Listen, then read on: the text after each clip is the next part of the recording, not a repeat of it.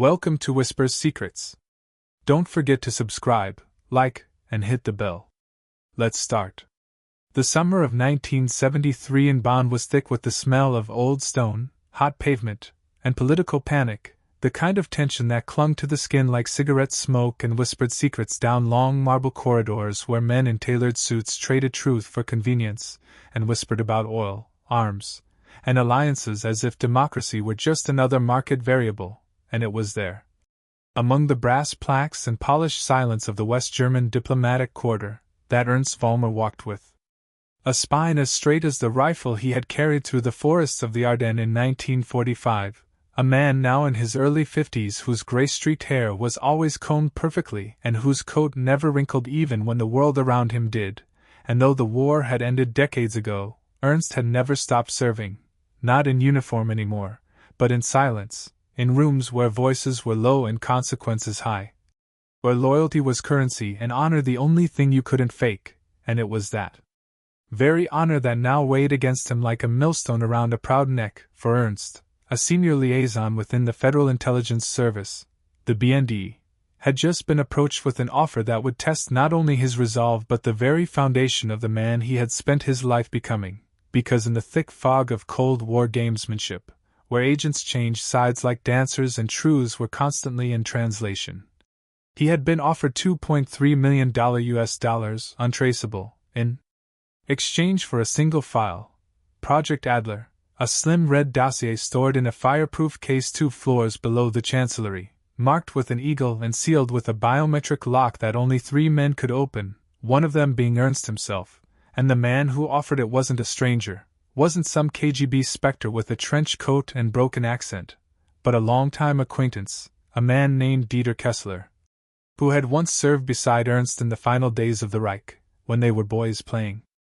at war under the rubble of a falling world, and now stood before him as a polished contractor for a multinational oil consortium. Except Ernst knew better. Behind the oil, behind the diplomatic passports and business cards, was the long black reach of something Eastern, Soviet, maybe even deeper, something unaligned but watching, and Dieter had smiled when he made the offer, over schnapps at a private club overlooking the Rhine. As if it were a favor, a kindness, a way out for an old friend. Tired of bureaucratic chess and national delusions, but Ernst had not smiled back, had not answered immediately, because men like him did not react. They considered, they watched, they weighed the tides before taking a step, and over the next week, as the West reeled from the Yom Kippur War and the world's fuel lines tightened like a noose, Ernst found himself drawn into a web that reached from the streets of Tel Aviv to the fields of Saudi Arabia, where the Organization of the Petroleum exporting countries had begun to flex its muscle, cutting supply to the West and inflating prices in an economic act of war that no military could intercept. And it was here, in the intersection of economics, espionage, and ethics, that Ernst found himself staring into the abyss of compromise, because Project Adler was no ordinary file. It was a comprehensive intelligence analysis on the long-term viability of Western energy independence, based on confidential treaties with Saudi Arabia, Iran, under the Shah, and undisclosed American drilling technologies, and to leak it would not merely be treason, it would be the detonation of a geopolitical bomb with consequences that could reorder entire hemispheres, and yet the money, the promise, the escape it offered, was real, and Ernst had not lived this long by pretending temptation didn't whisper to even the most stalwart of men. So he returned to his small apartment just outside Bad Godesberg, where the walls were lined with books on philosophy and history, and sat in silence for hours, sipping old whiskey and rereading Marcus Aurelius, as he always did when the world tried to make him a liar, and he remembered his father, a tailor from Cologne who had died in Dresden in '45 under British firebombs, a man who taught him that a man's soul wasn't in his medals or titles, but in the decisions he made when no one was watching. And Ernst knew that no one was watching now, not the Americans, not the BND, not even Dieter, but that didn't matter, because he was watching himself, and the shame of compromise would not fade with time or with money, and so he declined, quietly, without drama, sending Dieter a single white carnation in an unmarked envelope, the old code from their youth that meant never again. And he thought that would be the end of it, but the world has never allowed honorable men to walk away unpunished, and days later his office was reassigned, his access reduced, subtle signs that someone had noticed his silence and did not like what it implied, and when he returned home one night to find his apartment ransacked but nothing stolen, just everything slightly wrong, books upside down, drawers open, a single cigarette stub left on his desk though he hadn't smoked in 20 years, he knew the game had changed, that this was no longer about loyalty or files, but about the slow, deliberate erosion of a man's will, and yet Ernst did not bend, did not retreat, but instead began to document everything. Handwriting a ledger of every contact, every coded word, every anomaly, and hid the pages in the spine of a hollowed-out copy of Tacitus, because he understood the value of records when the narrative inevitably shifted, and the next morning he requested a leave of absence citing health reasons, and was granted it with uncharacteristic speed, which told him all he needed to know, and he used that time not to rest, but to dig, to track where Project Adler had traveled within the agency, to find the fingerprints of those who might have already sold fragments of it to the East, and what he found shocked even him, for it wasn't just Eder, it was higher, deeper, a network of operatives laundering data through energy think tanks and academic conferences, masked by corporate jargon and policy white papers, and their goal wasn't to bankrupt the West but to merge it, to collapse the distinctions between energy dependency and ideological control until sovereignty became a performance, and democracy an option on a spreadsheet, and Ernst realized he had stumbled into something far larger than betrayal. It was the redesign of the world, and he was one of the last guardians of an older code, and though his hands trembled as he closed the final dossier, though his breath came shorter each night, he knew he would not break, not now, not ever, for there are some men forged not in fire but in silence. And their strength is measured not by how loudly they speak, but by how long they can endure without letting go of the one thing no one can take, honor.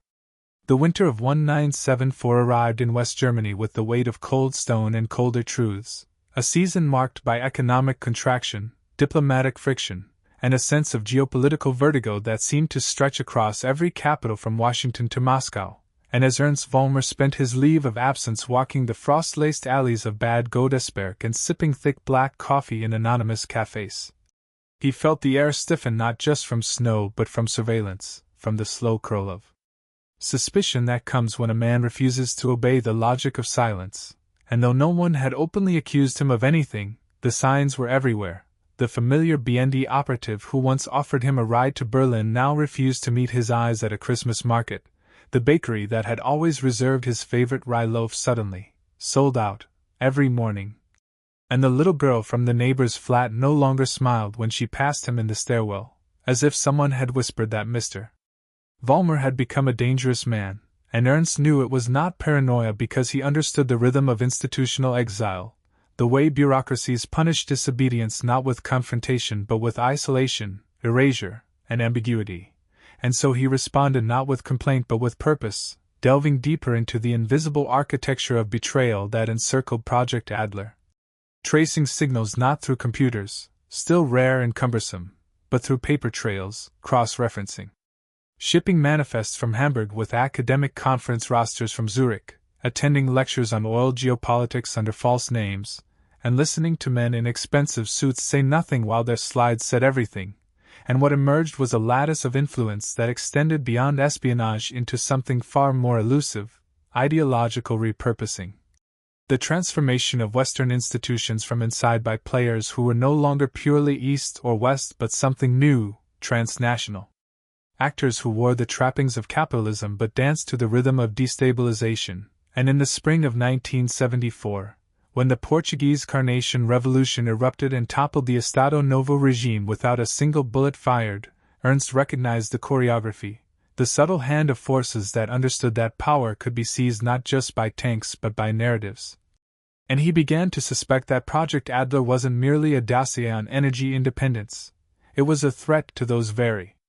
narratives, a map of vulnerabilities that could either defend or dissolve the West depending on who held it. And when he learned that 2 pages of Adler had been quoted, verbatim, in a closed-door energy summit in Geneva by a man from Shell who should not have had them, he knew the breach was real and active, and that his refusal to sell had not stopped the flow but merely removed him from the game board. And that realization broke something in him, not his resolve, but his illusions, and so he went to Berlin, to the old contact he hadn't seen since the wall was fresh and Checkpoint Charlie still drew breath, a woman named Elvira Schulz who once posed as his wife during a false defection operation in '61, and who now worked as a mid-level policy advisor under an assumed name in the Bundestag, and she received him in her kitchen with a look that said she'd already guessed why he'd come, and over boiled potatoes and cheap vodka. She told him the name of the man she believed was orchestrating the slow sale of Adler's contents, Johann Kerner, a well-respected statesman, veteran of the CDU, once photographed shaking hands with Nixon and later with Kissinger, a man who publicly championed European unity and privately funded research foundations, with quiet ties to Gazprom's precursor agencies, and Ernst felt the chill of it in his bones, not because he feared Kerner, but because he had admired him, had once defended him in interagency squabbles as a man of integrity. And now that phrase felt like ash in his mouth, and Elvira warned him. If you go after him, you'll disappear, not in some dramatic midnight raid, but through 1,000 cuts, your pension questioned, your war record edited, your name lost in the paperwork of shifting governments. But Ernst only nodded, because he wasn't trying to survive anymore, he was trying to complete a promise he had made to no one but himself, that when history turned again, as it always did, someone would remember that. Not everyone was for sale, and so he returned to Bonn and began constructing what he called Die Let's Map. The last file, a single binder containing everything he had compiled, names, dates, financial trails, encoded conversations, facsimiles of Adler pages, annotated with cross-references from classified minutes he had memorized before losing access, and he stored it not in a vault but in plain sight, in the office of a professor at the University of Cologne who taught ethics and who owed Ernst his life, having been spirited out of Hungary in 1956 under Ernst's protection. And with that copy safe, Ernst turned his focus to Kerner, not to confront, but to corner, to make it impossible for his name not to appear when the dominoes finally fell, and that opportunity came in late summer, during the first West German OPEC Energy Symposium held in Stuttgart, where Kerner was to present a paper titled Global Synergy and the Future of Shared Resources. And Ernst, using borrowed credentials, slipped into the symposium's backstage logistics team, and on the night before Kerner's address, placed a single page from Adler inside the man's prepared notes. Page 47, the one that outlined a hypothetical manipulation of OPEC supply channels to trigger Western panic and force legislative deregulation of private energy holdings, a plan marked Red Scenario, Do Not Distribute. And when Kerner read the line aloud the next morning, believing it to be part of his carefully curated speech, the reaction in the room was instant, journalists blinking, economists whispering, a Saudi delegate storming out, and within an hour, copies of the speech began circulating with red circles and exclamation points, and Kerner tried to claim it was a misprint, a plant, a forgery, but Ernst knew that denials were never as loud as revelations, and while the press tore at the moment,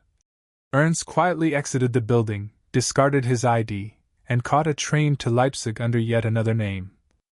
Retreating not from the consequences but to ensure he would live long enough to see the unraveling, and sure enough, over the following weeks, Kerner's credibility corroded, and while no formal charges were ever filed, because treason at that level is never punished, only recycled, his influence waned, his contracts dissolved, and most importantly, the remaining contents of Project Adler were finally sealed, relocated, and placed under oversight so tangled it would take another Cold War to access them again, and Ernst, now living under an assumed identity, watched from afar as the narrative shifted, as West Germany renegotiated its energy positions with more caution, as NATO rewrote protocols based on Adler's implications, and he felt no triumph, only a quiet, weary vindication, and though he never saw Elvira again, he knew she knew, and that was enough, and in the mornings, he walked the old socialist boulevards of Leipzig, blending into a world that no longer noticed him, and when young men passed him without salute or glance he smiled, because he had not lived for medals or gratitude, only for that line within that no man could cross without losing his soul, and though the world would never remember the file, or the speech, or the man who turned down millions to protect an ideal, that was the point. Honor isn't recorded, it's endured, and Ernst Vollmer, former soldier, former spy, former whisper in the rooms of power, endured in silence, carrying the weight of a truth. He had refused to sell even when the price was everything. By the spring of 1975, Ernst Vollmer had grown used to the peculiar rhythm of anonymity, a silence not imposed by fear but cultivated like a monk's solitude, a way of disappearing into the folds of history without ever truly leaving it, and in the quiet streets of Leipzig, still grey from socialist austerity and yet vibrant in the quiet resistance of its thinkers and poets. He lived modestly under the name Karl Metz, renting a small room above a print shop and working afternoons at the local archive, cataloging war era correspondence for the Stasi-shadowed university whose professors walked tightropes between ideology and curiosity. And though he kept his head down and his name lower, he watched, always watched, tracking the currents of European politics with the precision of a cartographer mapping invisible rivers, and what he saw both terrified and confirmed his worst suspicions. For in the wake of Kerner's fall and the tightening of Western energy intelligence controls, new players had emerged, less political, more commercial, a consortium of private stakeholders operating under the banner of the European Energy Futures Council, EFC, a body that claimed neutrality and foresight but was, as Ernst soon confirmed, a clever facade for the repackaged ambitions of oil titans, rogue intelligence veterans, and ideologically unmoored economists seeking to finish what Adler had failed to do, re-engineer Europe's dependency landscape through economic leverage instead of data leaks, and the EFC had learned from Kerner's mistake, not to approach men like Ernst directly, but to work through foundations, fellowships, academic grants, building loyalty not through cash and envelopes but through institutional reshaping, and when Ernst saw familiar names, men he had once trained or mentored, now published in energy policy journals advocating for flexible national sovereignty in resource markets, he understood that the infection had adapted, that while he had burned the first strain of the virus, the genome had survived in whispers and footnotes, and so he began again, not with confrontation but with documentation, logging patterns of thought rather than action, tracking how policy began to shift not from the Bundestag or the Élysée but from obscure think tanks in Brussels and The Hague, whose board members rotated with suspicious velocity, and whose funding came from shell corporations with trails leading back to Zurich, and, occasionally, Riyadh, and it was during one of his nightly listening sessions, sifting through shortwave broadcasts on a dusty Soviet radio, that he caught a fragment of an interview airing on Radio Free Europe, a segment featuring a Romanian defector who spoke cryptically about the Corridor, a clandestine network of influence operatives embedded within both NATO and Warsaw Pact spheres, men and women whose loyalty was not to flag or ideology but to the continuation of systemic ambiguity, and Ernst felt a chill at the mention of a name, János Barta, a Hungarian economist he had once debriefed in Vienna during the chaotic uprisings of '56, a man who had vanished from records shortly after his defection and was now being named as a ghost writer for EFC white papers, and Ernst, ever the archivist of ghosts, began to pull on that thread, traveling on forged documents to Budapest under the pretense of a research exchange, staying in a crumbling pension by the Danube, and tracking Barta's name through literary circles and university alumni logs until he found a lead, a retired librarian named Zoltan who remembered Barta as a quiet man with too many briefcases, and who pointed Ernst toward a storage facility outside Ager, where, beneath decades of dust and propaganda leaflets, Ernst discovered a crate of annotated documents, Barta's research, cross-referenced with EFC publications, notes, scrawled in the margins in shorthand that only someone with their old training could decode, and what he found was staggering. Projections not just about energy trends, but about cultural responses to scarcity, psychological mapping of national moods based on artificial fuel shortages, and most chillingly, a plan labeled Project Voltaic, a staged energy crisis across southern Europe designed to destabilize trade alliances and trigger emergency reforms favorable to transnational privatization. With launch dates mapped between 1977 and 1981, and Ernst, heart racing, photographed everything with a hidden microfilm camera smuggled in the spine of a paperback Goethe, then burned the originals in a field outside Eger, knowing that the truth mattered only if it couldn't be recaptured, and he returned to Leipzig with a new urgency, realizing that the enemy had evolved beyond the Cold War's binaries, becoming something even harder to confront, a logic, a belief system. A parasitic pragmatism that fed not on nations but on the machinery of consensus, and he needed allies, but they had to be invisible. Unsanctioned, bound not by oath but by principle, and he reached out, through encrypted dead drops and coded newspaper personals, to those few he still trusted, an old MI6 asset in Belgrade, a French naval attaché turned philosopher in Marseille, a Spanish journalist who once smuggled tapes of Franco's atrocities to Geneva, and one by one, they responded, not with words but with action. Each confirming similar patterns in their own countries, similar infiltrations disguised as public policy, and they called themselves the curators. Not fighters, not revolutionaries, but keepers of integrity, each guarding a piece of a puzzle too dangerous to assemble in one place, and together, through couriers and clandestine meets in Prague and Vienna, they constructed what would become known, at least among them, as the Shadow Ledger,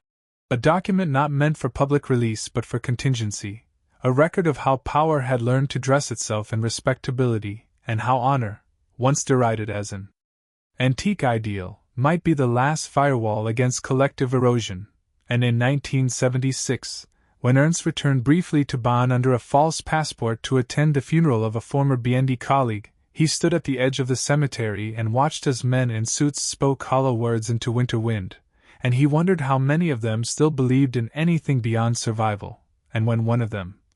a pale man with sharp eyes, locked gaze with Ernst across the crowd and gave the slightest of nods, Ernst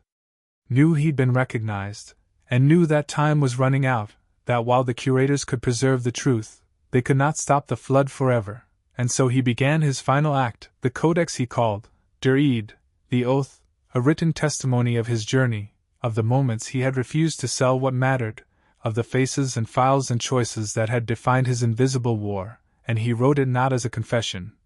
not even as a warning, but as a reminder, a whisper to whatever future might remain that once, in the dying light of the 20th century, there lived men who chose integrity over influence, who stood still while the world spun, and who believed, foolishly or not, that honor was not a currency to be traded but a torch to be carried, even when the wind howled hardest. The year was 1977, and Europe, like a man recovering from a fever dream, stumbled forward in a haze of inflation, oil anxiety, and diplomatic theater, while beneath the surface of televised summits and carefully worded communiques, the machine Ernst Vollmer had spent years resisting evolved into something faster, colder, and far more efficient, no longer driven by ideology or flag, but by algorithm and cost-benefit analysis, where loyalty was rented and narratives were programmed with precision. And Ernst, now moving under his fourth alias, Gregor Steinitz, a retired classics professor, residing in Graz, Austria, lived in the margins, but not in retreat, for this new stage of war required not confrontation but endurance, a chess game where the pieces moved without noise and the stakes were no longer measured in bodies but in data, and it was in this quiet life, translating ancient Roman manuscripts by day and encoding information for the curators by night, that Ernst discovered the EFC's next move, an operation nested within a legitimate transatlantic energy initiative known publicly as the Atlantic Cooperative Accord, hailed by Western media as a groundbreaking alliance to modernize Europe's energy infrastructure with American innovation and Arab capital, and yet within its bones, buried in line items and cross-company investment shells, lay a framework for strategic dependency, modular grids that could be privatized by leverage, patents quietly transferred to partner agencies, with undisclosed shareholders, and most disturbingly, a clause labeled Contingency Management Protocols, granting emergency override of national energy policy to a neutral body headquartered in Luxembourg, a country chosen precisely because of its legal opacity and treaty immunities, and the man at the helm of this operation was a figure Ernst knew too well, Augustin Renard, a French technocrat who had once been a policy intern under the Gaullist regime and whom Ernst had flagged back in 1969 as ideologically mercurial and structurally dangerous, but whose upward momentum had been so meteoric that no warning stuck, and now Renard was celebrated as an architect of the new European order, traveling with an entourage of economists, bodyguards, and publicists, issuing press releases that dripped with buzzwords and smoke, and Ernst knew that taking him down would require more than exposure. It would require turning the machine against itself, using its obsession with control as a mirror to reveal its own distortion, and the opportunity came in the form of a leaked memo, smuggled to Ernst by a contact in Paris who worked maintenance for a government printer and had learned to recognize the weight of certain envelopes, and the memo, stamped confidential and marked Pilot's Initiative, Executive Notes, outlined a simulation run funded by Renard's office predicting the effects of orchestrated blackouts in Eastern Europe as a justification for infrastructure consolidation, with models showing how media panic could be used to shift public opinion in favor of central oversight, and it was chilling in its precision, outlining scripted news cycles, projected casualty tolerances, and fallback plans to pin blame on weather anomalies and sub-regional mismanagement. And Ernst, reading the memo beneath a flickering lamp as the Alps loomed outside his window like ancient sentinels, knew this was his moment, and so he copied the file, translated it into 3 languages, and sent it through a cascade of curator channels to land in the hands of independent journalists in Sweden, Italy, and West Germany. And while the mainstream outlets hesitated, fearing legal blowback or state reprisal, the Swedish team published it in full, accompanied by a thorough forensic analysis that revealed not only the authenticity of the memo, but its connections to shell firms tied to Renard's office. And the story exploded, not because the media wanted it to, but because the people did, because the public was growing tired of shadow management and managed scarcity, and for a brief, rare moment, the truth punched through the fog, and Renard, faced with mounting pressure, announced a sudden sabbatical to focus on personal matters. And though he would return under a different title in a different committee, the momentum had broken, and more importantly, the Atlantic Cooperative Accord stalled in review, its clauses scrutinized, its proxies exposed, and Ernst, watching it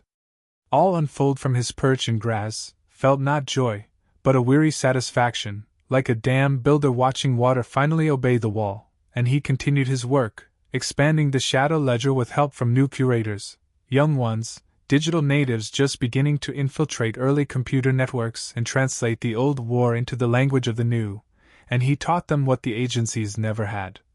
That systems will always tempt men to trade integrity for efficiency, but that efficiency without honor is simply another name for control. And then came the letter, not from a curator or a contact, but from his own past, a sealed envelope postmarked from Bonn, bearing the insignia of the BND and addressed to his original name, Ernst Vollmer, and inside was a single sheet of paper, unsigned, with only 2 sentences. "We know what you've done. Stop now, while there's still a record of your honor." And Ernst sat with that letter for 3 days, neither burning nor burying it, but letting it rest on his desk like a challenge, because he knew its purpose wasn't to warn, it was to measure his reaction, to see whether the threat of exposure would drive him into silence. And on the 4th day, he wrote his reply, not in ink but in action, releasing a series of decrypted files tied to early EFC meetings, highlighting how former intelligence operatives had been embedded within policy teams since 1972, and he made sure it reached the right hands, not the newspapers, but the audit committees, the historians, the whistleblowers who knew how to speak in footnotes and amendments. And when one of the original architects of the Accord resigned from his academic post citing a betrayal of sovereign ethics, the dominoes began to fall again, slow but steady, and Ernst knew then that his name was no longer a name, it was a pressure point, a ghost that moved through files and memories, making those who had once dismissed him shift in their chairs and double-check their encryption, and that was enough, for now, because he no longer sought vindication or victory, only preservation, the slow resistance of one man who had looked at the market of compromise and refused to sell. And as he walked through the snowy streets of Graz that winter, nodding at shopkeepers who knew him only as Professor Steinitz, he smiled faintly at the irony that in a world obsessed with visibility, the most powerful force remaining was the integrity of the unseen, and he vowed to continue, not because he expected the world to thank him, but because some torches are not passed, they are carried until the hand breaks. By the autumn of 1978, the chill in the air across Europe was no longer just meteorological, it was institutional, cultural, the kind of unspoken tension that clings to the windows of trains, the lips of diplomats, the bottom lines of contracts brokered in rooms where the blinds never open and the clocks are deliberately mismatched, and Ernst Vollmer, still living as Gregor Steinitz in Graz, felt that chill in his bones each time he passed the university library where the new Energy Futures department had been established with funding from an unnamed conglomerate whose press releases bore a language so scrubbed of ideology that it reeked of agenda, and he watched the new generation of researchers, bright and eager and well-fed, crafting policy models that sounded like academic progress but mirrored almost precisely the theoretical blackouts Renard had once hoped to orchestrate. And though Ernst had struck many blows in the silent war, through leaked memos, dismantled white papers, fractured consortiums, he knew the Hydra had not been slain, only redirected, its heads now hidden beneath corporate philanthropy and academic respectability, and so he changed strategy, no longer simply disrupting but infiltrating, taking a part-time advisory position under his alias within the department's historical archives, where he quietly influenced the framing of research, injected doubt into certain footnotes, guided certain students toward uncomfortable truths, and all the while continued expanding Der Eid, his testament, now approaching 400 pages, encrypted and split across microfilm reels buried in multiple neutral countries, entrusted to curators who had grown more global and technologically capable as the Cold War reached a new plateau of paranoia following the Soviet invasion of Afghanistan, and it was during this time that Ernst reconnected, by accident or design, with a name from the beginning. Dieter Kessler, the man who had once offered him millions for Project Adler, now reborn as a senior consultant for the Global Energy Stabilization Forum, a Geneva-based NGO that cloaked itself in multilateral rhetoric while quietly aligning policies across Europe, Africa, and Southeast Asia in favor of resource consolidation, and their paths crossed at an international lecture in Vienna where Ernst, posing as a retired analyst, presented a paper on the historical consequences of oil cartelism, and Kessler, seated in the front row, locked eyes with him for a full 30 seconds before giving a small, knowing nod, and after the talk, they met privately in the marble silence of a hotel bar once used by Allied Command in 45, and Kessler, older now, but no less dangerous, said, "You should have taken the money." To which Ernst replied, "And you should have remembered we were never on the same side." And what followed wasn't a threat or a bribe, but a revelation. Kessler admitted that Adler had indeed been copied, fragmented, and distributed not by a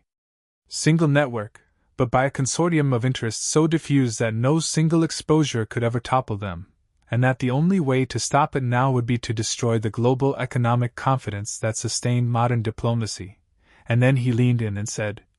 "Are you willing to collapse the world to preserve your honor?" And Ernst didn't answer, because he didn't have to. He knew that the war had shifted to a new field, one where honor itself had become an inconvenience, a liability, something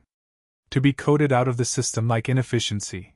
And so he left the hotel and returned to Graz and wrote all night, transcribing the conversation from memory, adding it to Der Eid with annotations linking Kessler to newly emerged policy frameworks that echoed Adler's predictions too precisely to be coincidence. And he knew that the final act was approaching, not because the enemy was winning,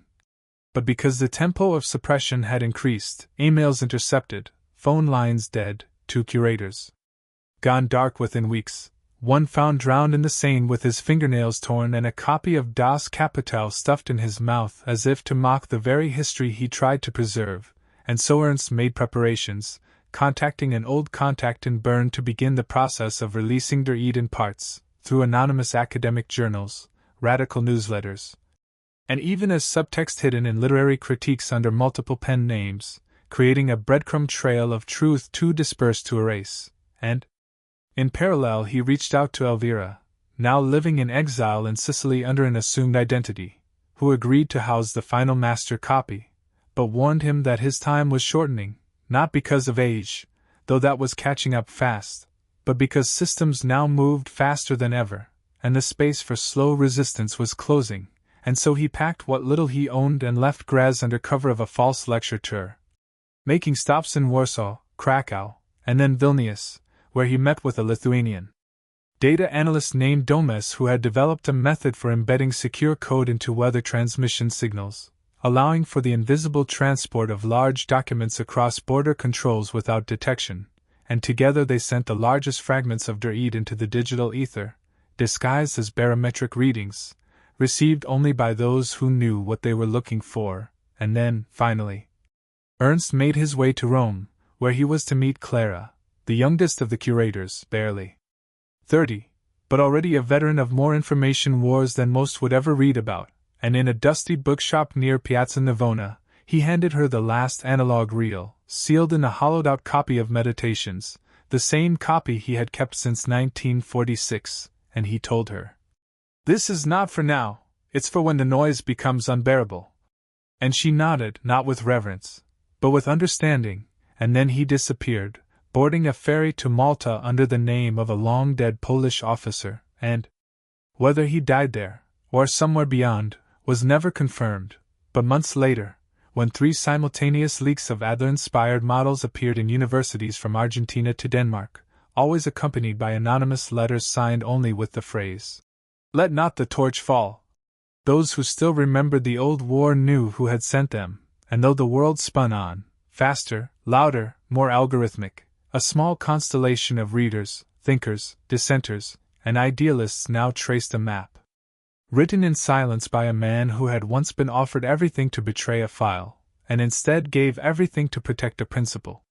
The final chapter of Ernst Vollmer's long, quiet war unfolded not with an explosion or an arrest or even a headline, but with the silent flicker of a digital message received on a decommissioned Cold War communications satellite repurposed by a network of rogue historians, and the message, encoded in an obsolete cipher last used during the Berlin Tunnel operation of the 1950s, simply read, "The fire is lit in Berlin." And for those few who still watched the storm from the shadows, who remembered that truth is not a weapon but a torch, it meant only one thing: Der Eid had been activated, not by Ernst himself, but by those he had entrusted it to, the curators now grown into a loosely connected movement of whistleblowers, archivists, independent journalists, dissident coders, and restless minds who had preserved and expanded his work in ways even he might not have imagined. Embedding it into art exhibitions in Norway, footnotes in law school casebooks, digital archives disguised